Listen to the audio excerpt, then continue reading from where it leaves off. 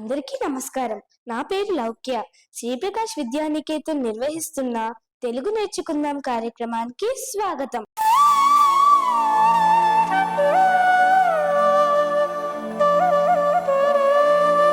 ఈనాటి అంశం ఉత్పలమాలిక.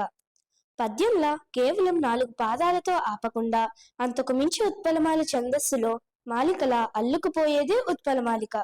పద్యంలో ఎక్కువగా ద్విత్వాక్షరాలు ఉండి చదువుతుంటే ఒక ప్రత్యేకమైన లయ మరియు గాంభీర్యం వినిపిస్తాయి. ఇది చదవడానికి ఎంత కష్టంగా ఉంటుందో వినడానికి అంతే మధురంగా ఉంటుంది. పూజ్యుడు ద్విసహస్రావధాని అయిన శ్రీ మాడుగల నాగఫణి శర్మ గారు రచించిన అమ్మను నమ్ముకుంటిని అనే ఈ ఉత్పలమాలికను ఇప్పుడు విందాం.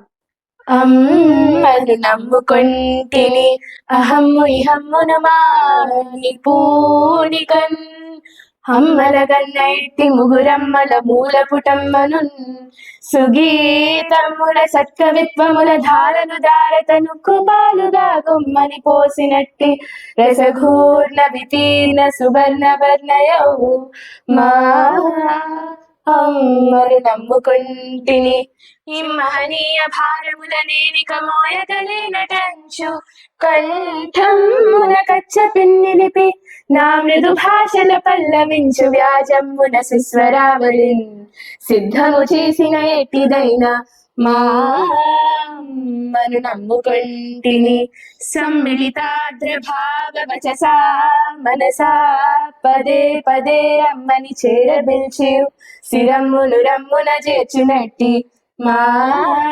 అమ్మను నమ్ముకొంటిని అమ్మను యమ్మనంచు హృదయమ్మున నమ్మిన సత్య దీక్షతో సొమ్ములు గిమ్ములన్ గొనక చొక్కి శరీరము పాయకుండా ఏ సమ్మిట పోటులన్ బడక సద్గతి శ్రీహరి భక్తి తత్వరాజమ్మున రాజరాజగతి చారపటి రమరాణి కీర్తి క్రమ్ముల క్రొమ్ము గిత్తలను కోరను బట్టి పొడాల సౌరులు దుమ్ములు ధూళి పోసుకుని దుఃఖిత దున్నిట చేజనించు లేచిన్నడ ధారలే కవల చిత్రణ మందున సారధారటంచు అమ్ముని ముఖ్య సన్నిగుడ అహంకృతి దూరుడు ఆర్ధ చిత్తుడు బమ్మెర పోతరాజు కవి భాగవతంబు జగత్ సుభాతమై క్రమ్మిన కాల చీకటుల కాలమునందున మానవాడికి చిమ్మిన లేత వెన్నెలల సీతమయుఖుని రేఖబోలే ఏ అమ్మను నమ్మి చేసిన నయమ్ము నయమ్ము ప్రియమ్ము మీర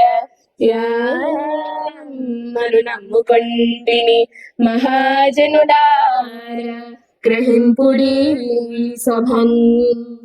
ఈ మాలికలో కవి సకల జగత్తుకు మూలమైన ఆ ఆదిపరాశక్తిని తానెందుకు నమ్ముకున్నాడో అత్యంత ఆద్రంగా వివరించారు. ఇందులో ఆయన అమ్మవారికి చేసిన శరణాగతి కనిపిస్తుంది.